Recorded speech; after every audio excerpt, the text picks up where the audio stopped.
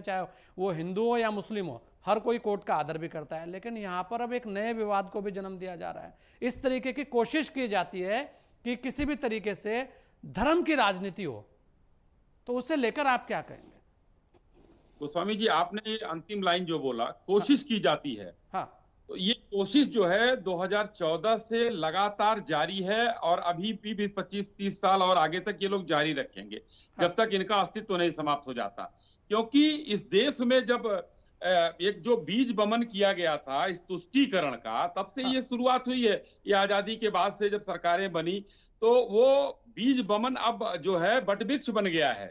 और वो वटवृक्ष जो है, शुरुआत दिखाई दिया पहला तुष्टीकरण जब एक जहां पर हिंदुस्तान जो है इकलौता वो है बहुसंख्यक जो देश है, हिंदू आर्यन कहिए या द्रविड़ियन कहिए, जो भी कहिए, यहाँ पर बहुसंख्यक की जो कीमतों पर अल्पसंख्यकों का कल्याण करने की कोशिश की गई थी हिंदुस्तान में। ये कांग्रेस ने तुष्टीकरण जो किया, उसका पहला उदाहरण जो देखने को मिला सोमनाथ मंदिर में देखने को मिला। देश आजाद हुआ, राजेंद्र बाबू ने कहा कि सोमनाथ मंदिर जो है बहुत बार लूटा गया है, तोड़ा गया है, उसको हम जी सही कराते हैं।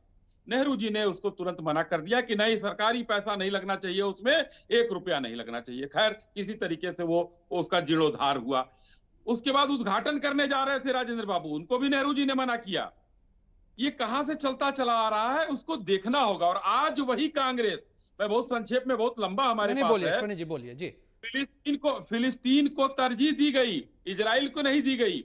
पाकिस्तान में, अफगानिस्तान में, बांग्लादेश में हिंदू और सिखों पर हमेशा प्रहार होते रहे, कभी किसी ने कुछ नहीं कहा, पिछली सरकारों ने। और आज जानते हैं मध्य प्रदेश में चुनाव आ गया है, बदलाव की मैं बात बता रहा हूं।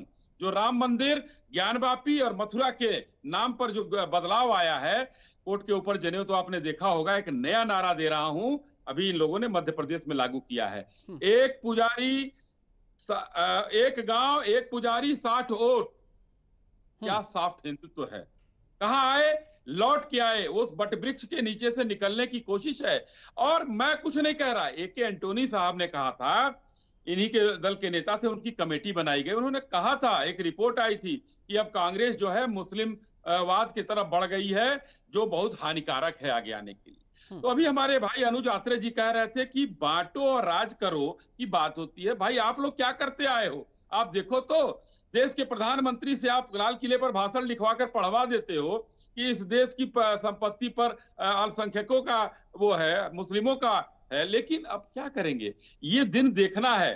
भारतीय जनता पार्टी का प्रादुर्भाव जिस अश्वनी दिन हुआ, अश्वनी शाही जी, आपको नहीं लगता अब जिस तरीके से स्वामी प्रसाद मौर्य जी ने जो बयान दिया है, वो तो, और अभी तक तो आप धर्म में बंटवारे हो रहे थे, यहाँ तो अब जातियों में बंटवारे को लेकर और भी दूसरे धर्मों में बंटवारे को लेकर शुरुआत की जा रही है।